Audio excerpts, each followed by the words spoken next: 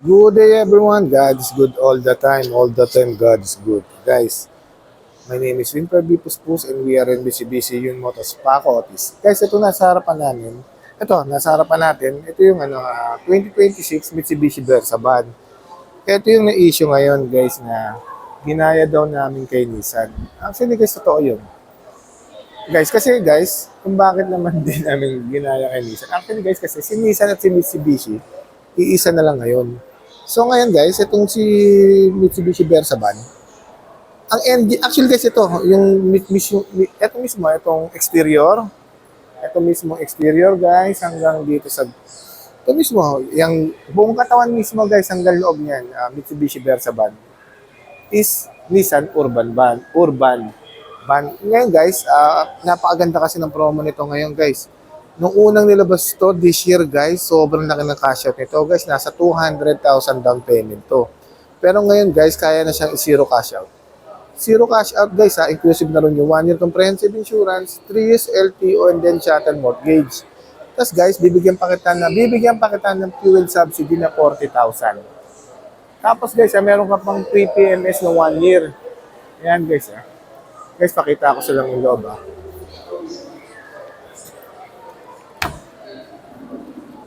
Ayan guys, mapapansin nyo guys, napakaluwag nito.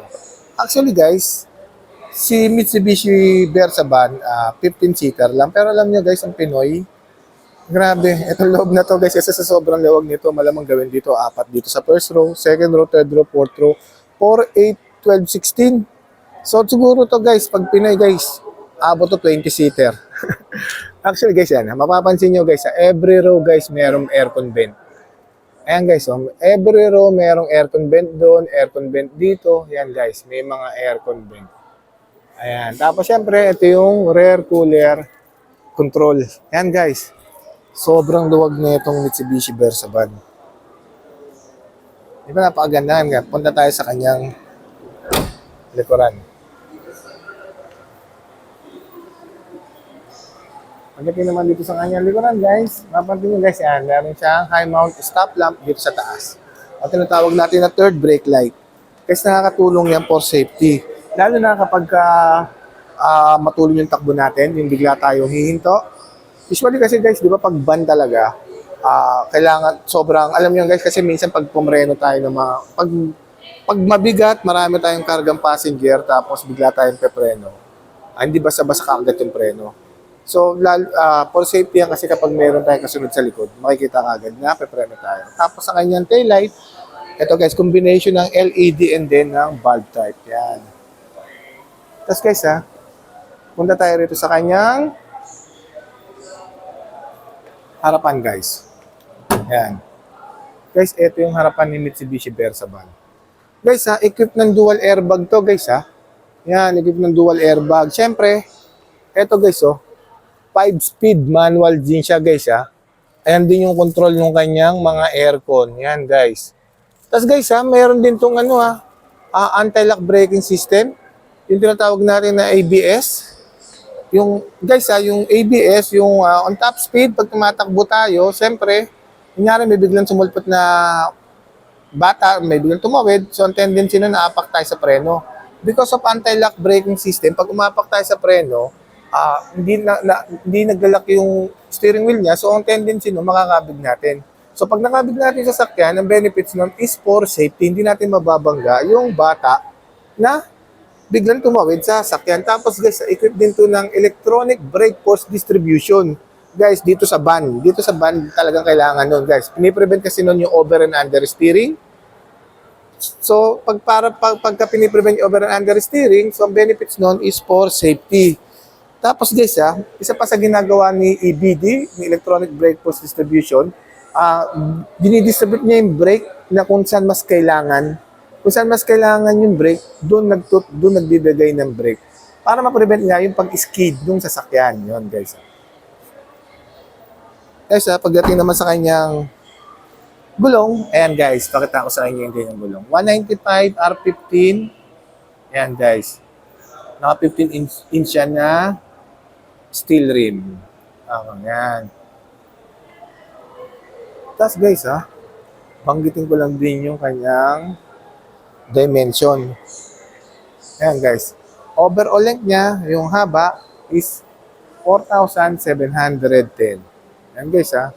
Overall length 4,710. Overall width niya is 1,695. Ayan, overall width 1,095. Tapos overall height niya, yung height guys ha, mula baba hanggang rito sa taas is 1,990. Tapos pagdating sa kanyang wheelbase is 2,555. Ayan guys.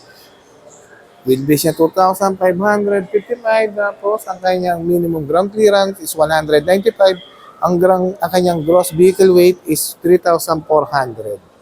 Tapos guys, ang kanyang curb weight is 2,011. Ayan. Guys, banggitin ko lang din yung kanyang engine and transmission. Ang kanyang engine guys is 2.5 liter, 4-cylinder inline, double overhead camshaft, 16 valve, turbocharged diesel engine. Ayan guys ha. Guys, yung horsepower nito medyo mataas din guys. Yung horsepower niya is 129 at 3,200 RPM. Pagdating naman sa kanyang maximum torque is 356. Sobrang taas nun guys at 2,000 RPM. Siyempre, fuel tank capacity is 65. Ayan guys. Tapos guys, banggitin ko na rin yung kanyang suspension. Sa harapan, ito, suspension niya is torsion bar wheel stabilizer. Tapos, sa kanya namang likuran, elliptic lip spring. Siyempre, pagdating naman sa kanyang brake, ventilated disc brake dito sa harap. Yan guys, naka-ventilated disc brake. Tapos dito sa likod guys, naka-drum brake yan. Yan guys, pakita ko sa inyo. Yan, naka-drum brake siya. Guys andito tayo ngayon sa showroom namin, dito sa Paco. Tapos guys ang kanya namang, siyempre pagdating sa kanyang seat material guys naka-standard fabric. Pero guys, kasi yung standard fabric naman, sobrang ano naman ngayon yun, sobrang, alam niyo yun, sobrang komportable naman. Guys, dito naman sa kanyang exterior, sa kanyang headlight, yan guys naka multi-reflector halogen headlight with integrated turn signal light, yan. Tapos, siyempre sa kanyang front grille, naka-black painted yan.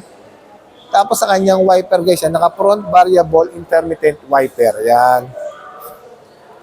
Tapos, siyempre guys, meron niyang child lock. Yan, naka-child lock yan. Tapos, yung rear door glass niya, naka-fix lang yun. Yun guys, Guys, banggitin ko lang uli yung promo nito. Napakaganda kasi ng promo nito, guys.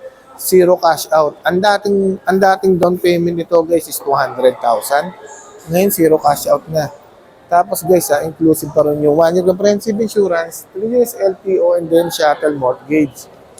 Guys, isipin mo, yung dating 200,000 ngayon, zero cash out na. Tapos guys, ito pa pala, limited lang tong bana namin guys Actually guys, ilang piraso na lang to. So sa mga nagbabala kumuha, guys, limited lang to guys Hindi namin alam kung sa mga darating, pag naubos na yung unit na ginawa ni Planta, hindi namin alam kung maglalabas pa uli Yun lang guys gusto ko lang banggitin sa inyo na limited lang tong bana to. Tapos yung promo namin ngayon guys wala kayo lalabas na cash out, inclusive na rin yung 1-year comprehensive insurance, 3 years LTO, and then shuttle mortgage. Tapos guys, meron ka pang 20,000 na fuel subsidy. Tapos guys, kung ano gusto niyo ipakabit diyan, guys, madali lang po ako usap. Nandiyan yung contact number with my contact number. Just feel free to inquire guys kung ano po yung gusto niyo previous. Napakadali ko lang po kausap. Yun lang guys, banggitin ko lang uli, limited lang po yung unit na to. Hindi po namin alam kapag naubos yung unit na inallocate sa amin ni Planta kung maglalabas pa uli sila. Yan guys tapos guys dalawang kulay lang meron ito. Silver saka white. Yun. Guys, hanggat maganda yung promise, ito mo zero cash out. Inclusive na yung 1-year comprehensive insurance, 3 years LTO, then shuttle mortgage. Tapos guys, meron ka pang 20,000 na fuel subsidy. So guys, andyan yung contact name ko with my contact number. Just feel free to inquire. Once again, my name is Winfred Dupus Post, ang lagi nagsasabi na namang hirap ang pagdaanan natin dito sa mundo. Mananatiling mabuti ang Diyos. Maraming salamat po. God bless everyone. Thank you so much.